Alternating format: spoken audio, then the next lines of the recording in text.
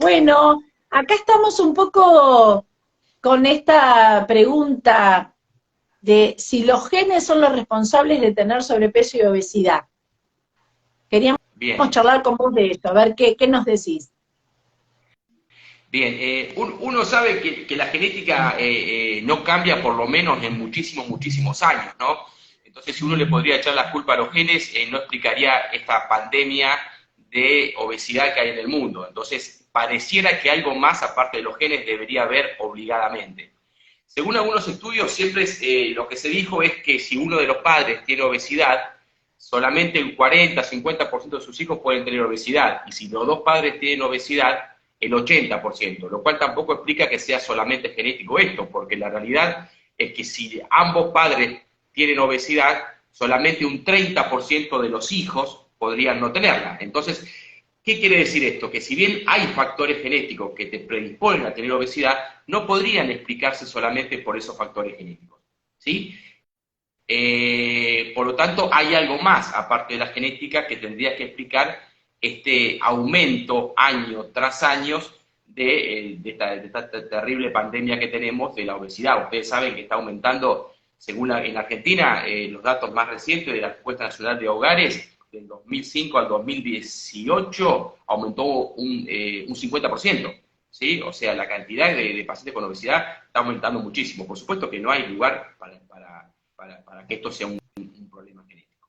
Hay algunas otras cosas, que es algo nuevo que se está viendo ya de hace un tiempo, que es la epigenética, ¿sí? La epigenética los genes son la secuencia, ¿no? La epigenética es la conformación de esa secuencia en el espacio, ¿sí? Y la epigenética hace que se activen o no determinados genes. Un ejemplo que a mí me gustó es como tener una partitura, ¿sí? Que vos tenés Sí. toda la música, pero después depende de quién sea el director y cuántos violines y cuántos pianos y cuántos oboes y cuántos diferentes instrumentos haya, y no es lo que representa solamente la partitura, sino lo que expresa la música más allá de eso. Me parece que ese es un buen ejemplo para entender qué es la genética de la epigenética.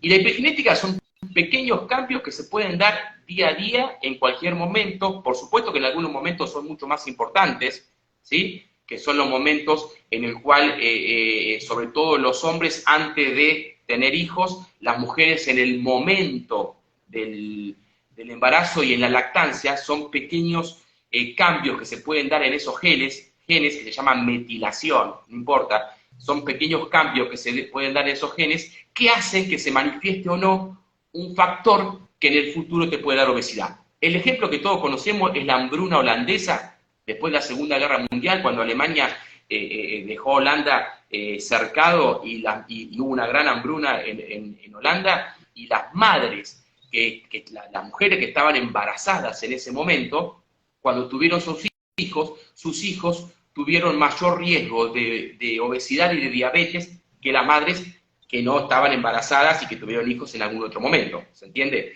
¿Eso por qué? Porque ese hambre que pasaron provocaron ciertos cambios de esa epigenética que hizo que sus hijos tuvieran más riesgo de tener obesidad y problemas cardiovasculares, insuficiencia, diabetes. Y esos cambios epigenéticos se sabe que pueden durar hasta 3 generaciones, ¿sí? O sea que los nietos de esos hijos también van a tener mayor riesgo. Eso es lo que provoca los cambios epigenéticos. Pero ojo, riesgo si el ambiente se lo permite, ¿sí? Porque si esos Eso chicos iba ahí. sufren también hambruna, no van a tener obesidad, ¿sí? Por un lado. Y Pensaba, después el otro ejemplo pensaba, típico, perdóname, pero que esto tiene mucho que ver con sí, la parte psicológica, sí. por ahí me parece que es importante, que el estrés postraumático. Se sabe que las personas que han tenido en la guerra estrés postraumático, durante 3 generaciones, sus hijos y sus nietos tienen más riesgo de tener trastorno de ansiedad, ¿sí? O sea que también esa epigenética puede traer consecuencias no solamente en la parte más biológica, sino también que puede haber algún factor predisponente. Siempre hablamos de predisposición cuando hablamos de genes, nunca hablamos de absolutismo. Es muy importante qué pasa después con el ambiente y qué pasa después con los aspectos psicosociológicos y culturales, ¿no es cierto? Pero aumentaría la predisposición de las personas a tener, por ejemplo, estrés postraumático y ansiedad. O Un sea que nosotros, resumen de... de la parte genética de la obesidad. Muy Perfecto. sí.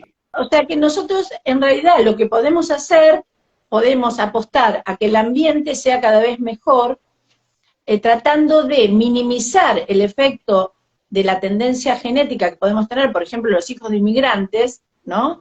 Que tenemos por ahí más marcado, por lo que vos decís, una tendencia a la ansiedad y a sobreadaptarnos a la realidad, propio de la supervivencia de nuestros padres y abuelos, que han tenido que priorizar la supervivencia con un costo alto psicológico, ¿no es cierto?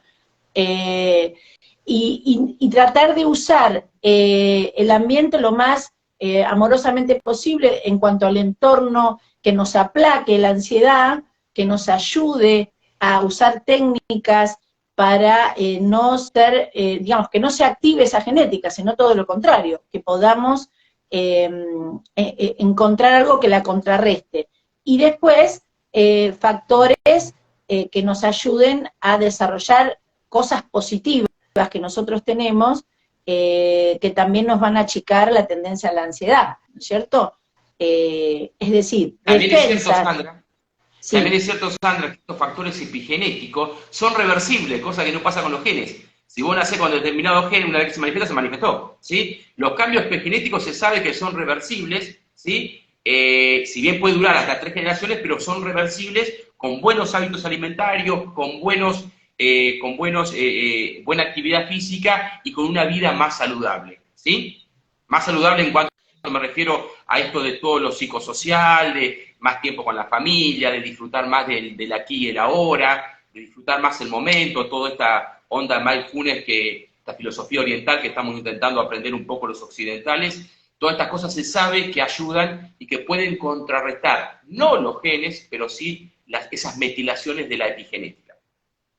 Claro, porque esto es muy importante que nosotros, dentro del tratamiento del sobrepeso y la obesidad, justamente apuntemos a un lugar seguro, no solo desde el punto de vista del ambiente, hablando de lo obesogénico de los alimentos y la industria alimentaria, sino también un lugar seguro donde tranquilizarlos. ¿Cuál es mi lugar seguro para bajar mis decibeles? ¿Cuál es mi lugar?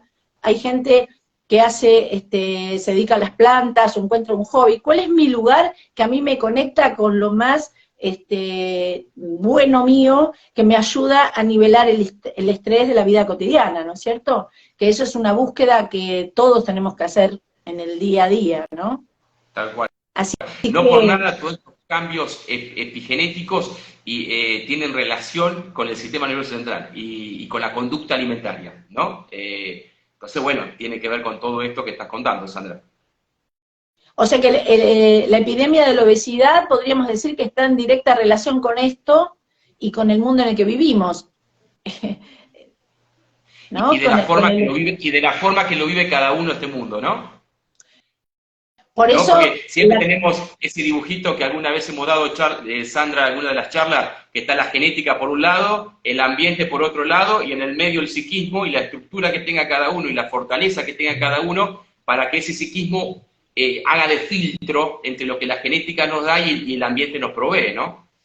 es que justamente el aparato psíquico como defensa, ¿no? Son las defensas psíquicas que tenemos que desarrollar cada vez más para poder transitar este mundo sin que nos lleve puesto, digamos. Así sería.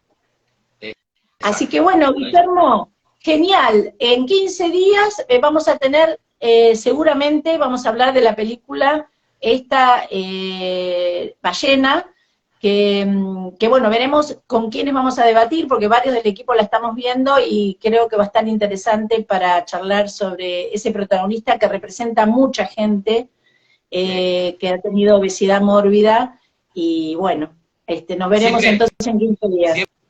Siempre, como decimos, Sandra, los médicos, no hay enfermedades sino enfermos, ¿no? Y cada uno puede tener más de uno o de otro de los componentes en esta gran maraña de etiologías que tiene la obesidad cuando hablamos de genética, de epigenética, de ambiente. También en algún momento podemos hablar de los tóxicos de los alimentos industrializados con todos los disruptores hormonales que tiene. La alimentación, los diferentes tipos de actividad física, lo que hoy se llama como nutrigenómica, que a cada persona, a cada dieta que haga le va a caer distinto, entonces no hay obesidades sino obesos, ¿no?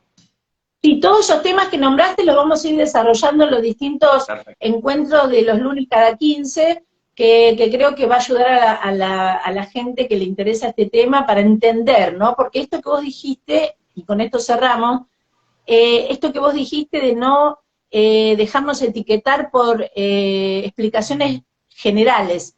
Ninguno de nosotros es eso que dicen que es, ni la obesidad, o sea, cada uno tiene que ver qué porcentaje, y ni siquiera nosotros como profesionales solo lo podemos hacer, siempre sin interacción con el paciente, que nosotros le ayudamos a que tome conciencia y darle herramientas, pero en realidad no somos adivinos, lo tenemos que hacer en conjunto, es un trabajo en equipo con cada paciente de ver qué porcentaje de cada uno de estos factores es responsable en mayor o menor medida del sobrepeso que hoy tiene.